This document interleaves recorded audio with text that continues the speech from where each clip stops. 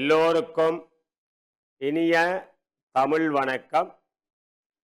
மேன்மைகள் சைவ நீதி விளங்குக உலகமெல்லாம். கடந்த நாட்களில் பங்குனி உத்தரம் என்ற விடயத்தை நாங்கள் பார்த்தோம். வாக்குண்டாம் நல்ல மனமுண்டாம் மாமலரால் நோக்குண்டாம் மேனி நொடங்காது பூக்கொண்டு துப்பார் திருமேனி தும்பிக்கை ஆண்பாதம் தப்பாமல் சார்வார் தமக்கு. எழில் பொங்கும் ஈழத்தின் அருள்மிகு சக்தியாக தொழில் கொள்ளும் மானுடர்கள் தொழுதோற்றும் தேவி என முகில்வண்ணன் முறை காணும் முத்துமாரி தங்க என பொழில் நிறைந்த காரை திருமணற்காட்டில் எழிற்கோவில் கொண்ட என் தாயவளை எனக்குரிய தமிழ் அவளை என்னகத்தில் கொலுவிருத்தி வணங்கி வழிபட்டு தமிழ் கேட்டு ஆசி பெற்று டான் தமிழொலி தொலைக்காட்சியினுடைய பிரியமானவர்களே, ஓம் தொலைக்காட்சியினுடைய பிரியமானவர்களே, எந்தையும் போற்றுவோம் என்ற நிகழ்ச்சியை, ஆன்மீகம் அறிவோம் என்ற நிகழ்ச்சியை இயக்கி வருகின்ற கலையகத்தினுடைய செல்வி ஸ்ரீவித்யா அவர்களே, உலகம் முழுவதும் பரந்து வாழ்ந்து கொண்டிருக்கின்ற ஓம் தொலைக்காட்சியினுடைய பிரியமான உறவுகளே, உங்கள் எல்லோருக்கும் மதுரகவியின் வணக்கம். மேன்மைகள் சைவ நீதி விளங்குக உலகமெல்லாம். நேயர்களே, இன்றைக்கு ஒரு முக்கியமான பரப்பிலே நாங்கள் பிரவேசிப்போம். வாருங்கள். சைவ தமிழ் மக்களினுடைய காப்பாக இருப்பது சைவ திருமுறைகள். சைவ திருமுறைகள், இந்த திருமுறைகளை பற்றி நாங்கள் அறிய வேண்டும். இந்த திருமுறைகள் என்றால் எவை? அதை நாங்கள் பார்த்து கொள்ள வேண்டும். எங்களுடைய பெரியவர்களுக்கு நன்றாக தெரியும் திருமுறைகள். திருமுறைகள் சைவ பெருமக்களுடைய சொத்து, அழிக்க முடியாத சொத்து.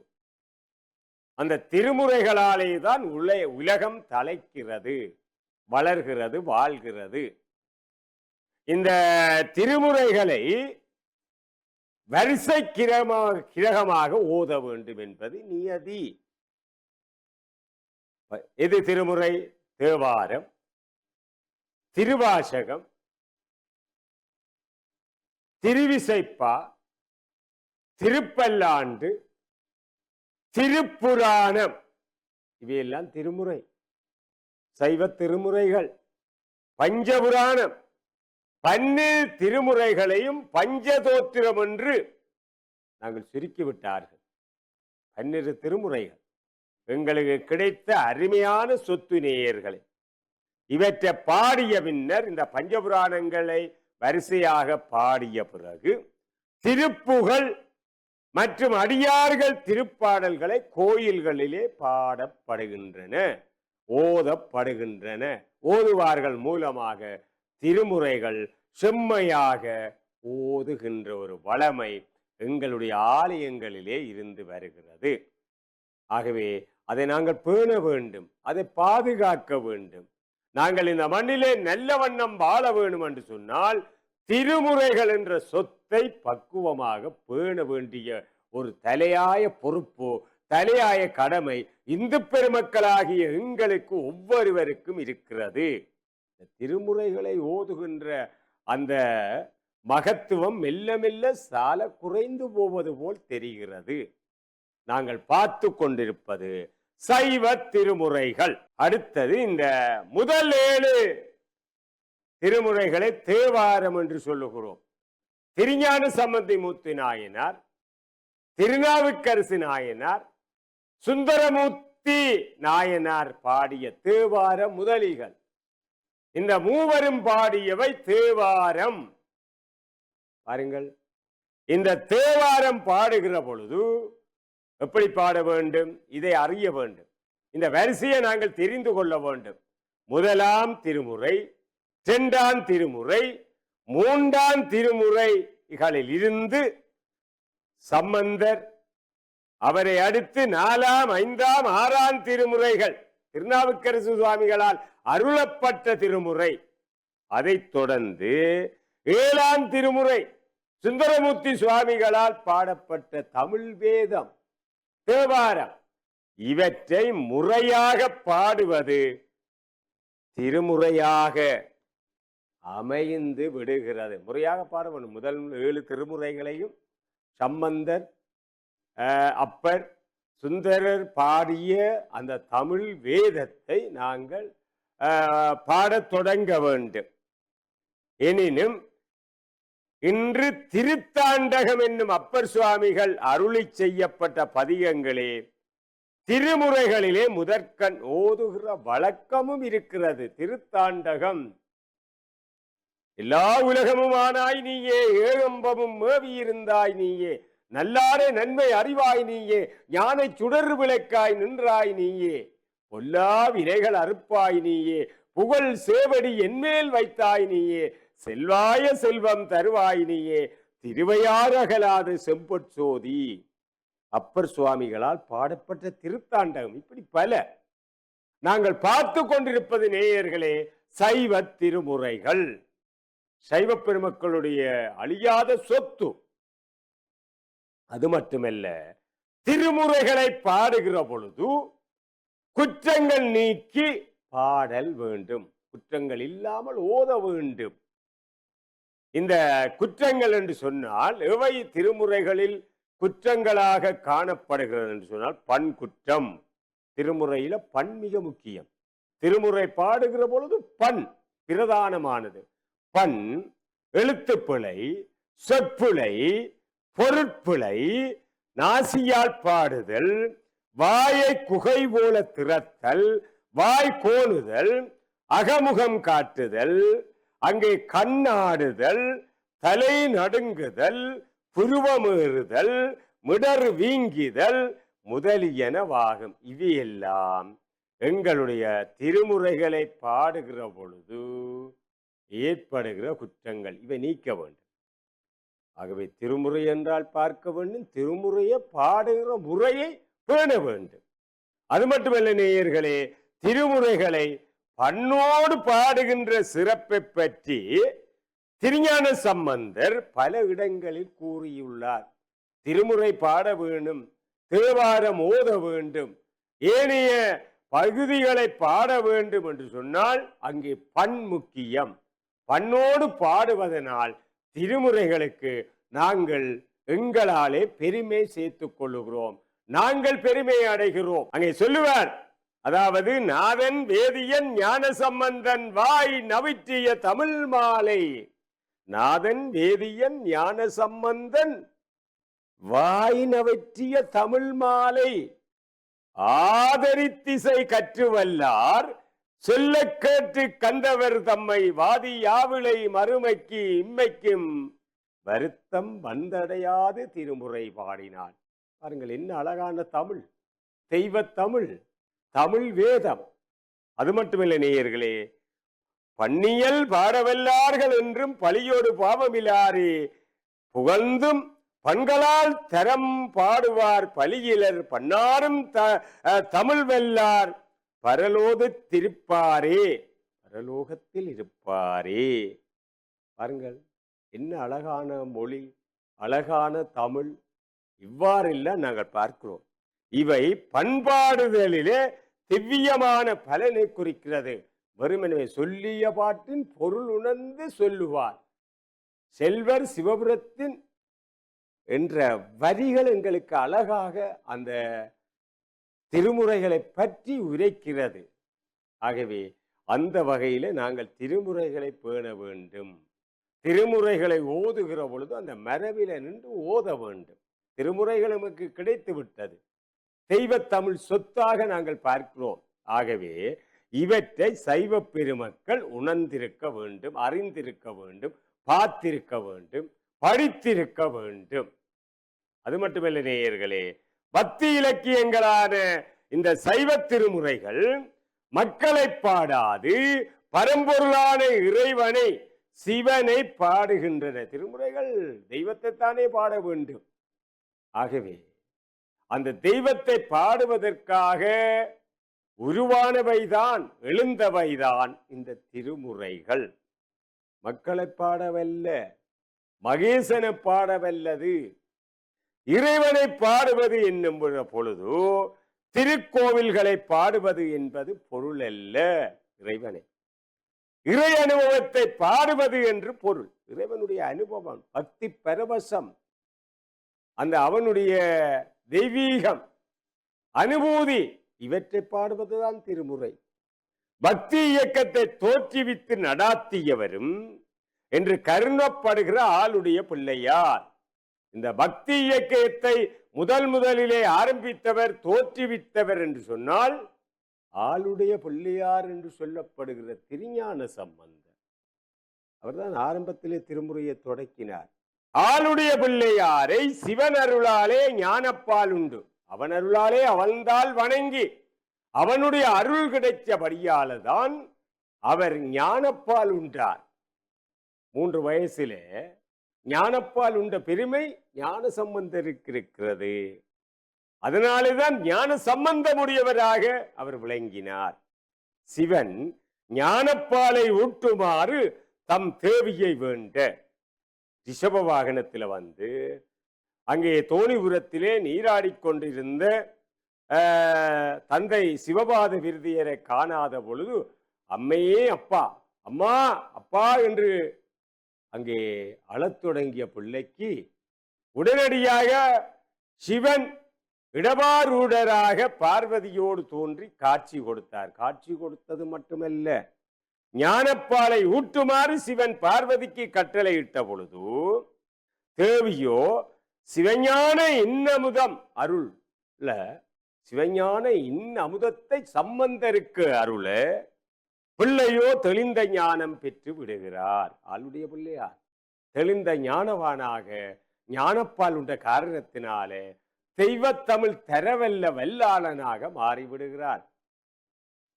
சிவன் அருள், அவன் அருளாலே அவன்தால் வணங்கினோம். இப்படியெல்லாம் சம்பந்தருக்கு தமிழ் கொடுத்தார். சிவஞான தமிழை சிவன் கொடுத்தார், பார்வதி மூலம் கொடுத்தார்.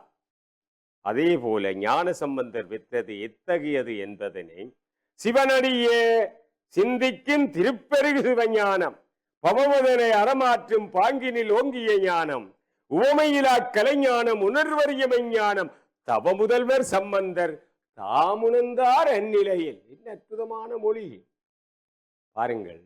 சிவஞானம் பெற்றவர் அல்லவா சம்பந்தர், அருள் ஞானம் பெற்றவர் அல்லவா. அது மட்டுமல்ல, அந்த தேவியாலே திருமுலைப்பாலை ஊட்டப்பெற்று ஞான சம்பந்தர் பெற்ற ஆளுடைய பிள்ளையார் தலை நின்ற நெறி பக்தி நெறி. பக்தி நெறியை உலகத்திலே முதல் ஆரம்பித்தவர் சம்பந்தர். பக்தி நெறியினுடைய முதல்வர் சம்பந்தர்.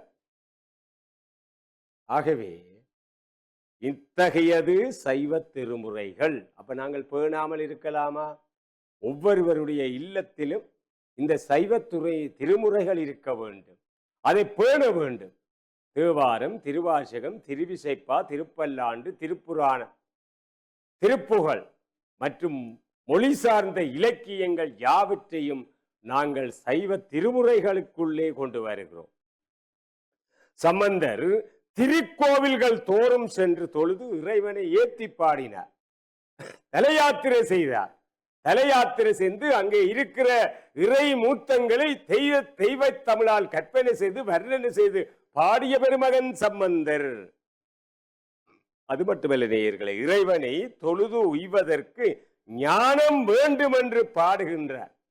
இறைவனை தொழுவதற்கு, வாழ்வாங்கு வாழ்வதற்கு, வையகத்திலே உயர்ந்து வாழ்வதற்கு எங்களுக்கு ஞானம் வேண்டும், ஞானம் இருக்க வேண்டும், அவனுடைய அருள் பெற வேண்டும். அது இருந்தால்தான் நாங்கள் இறைவனை பாடலாம், போற்றலாம். அது மட்டுமல்ல, சம்பந்தர், அப்பர், சுந்தர என்னும் மூவரையும் தேவார முதலிகள் என்று நாங்கள் சைவ தமிழ் உலகிலே போற்றுகிறோம், கொண்டாடுகிறோம். தேவார முதலிகள், தமிழ் வேதத்தை அருளி செய்தவர்கள் இந்த மூவரும் தான். திருஞான சம்பந்தர், திருநாவுக்கரசு நாயனார், சுந்தரமூர்த்தி சுவாமிகள். நாங்கள் பார்த்து கொண்டிருப்பது நேயர்களே சைவ திருமுறைகள். இழந்துவிட முடியாத ஒரு சொத்து. இந்த இளையவர்களுக்கெல்லாம் நாங்கள் அறிவிக்க வேண்டிய ஒரு உண்மை.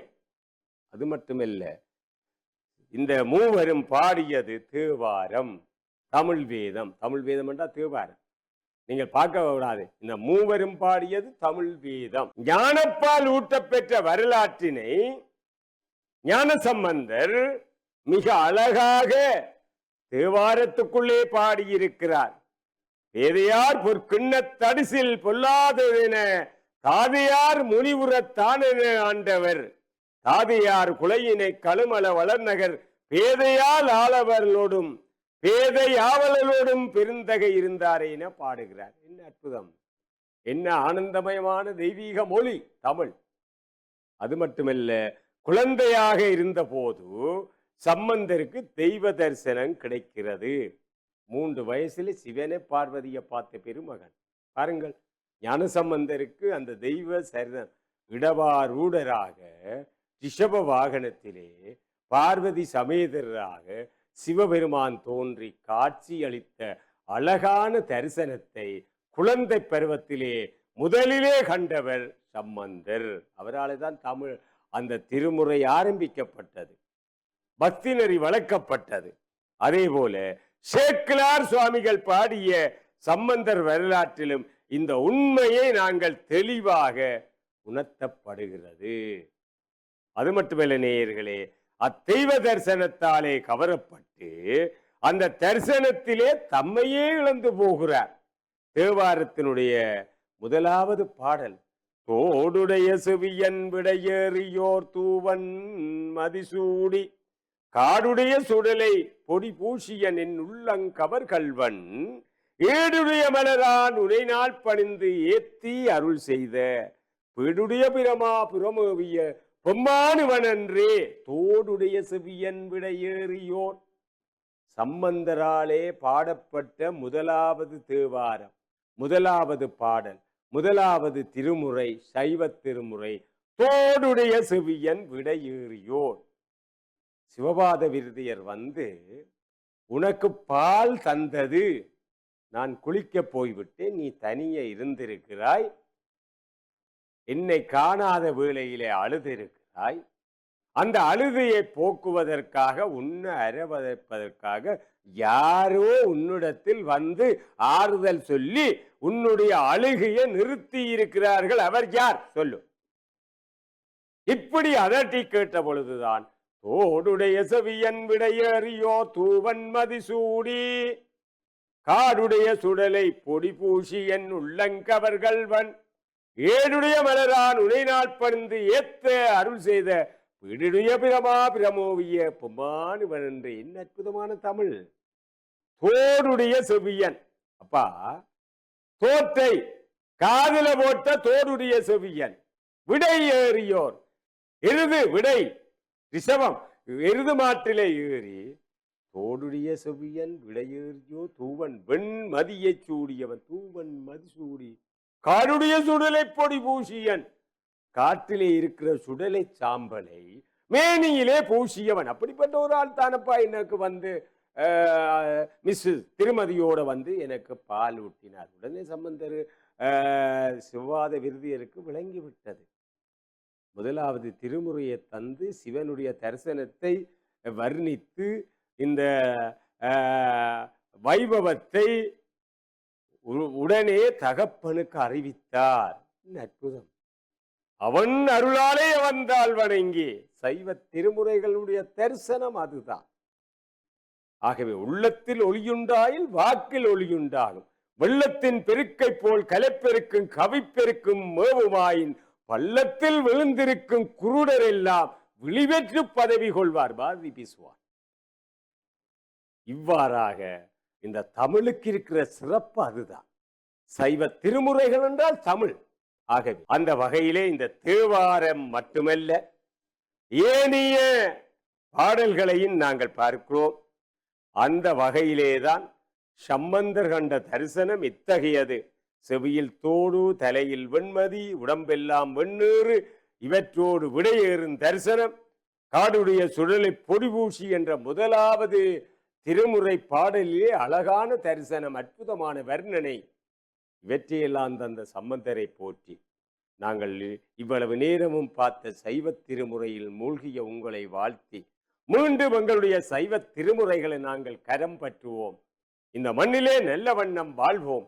சிவன்தான் எங்களுடைய பெருந்தெய்வம், முழுமுதற் கடவுளாக இருக்கிற சிவனை வணங்கி இந்த காலம் முழுவதும் சைவ திருமுறைகளை ஓதி மற்றவர்களையும் வாழ்வித்து நாங்களும் வாழ்வோம் என்று சொல்லிக்கொண்டு இந்த அளவில் சைவ திருமுறைகளை கேட்டு மகிழ்ந்த உங்களை வணங்கி இந்த அளவில் நிறைவு செய்து கொள்பவர் காரை மதுரகவி.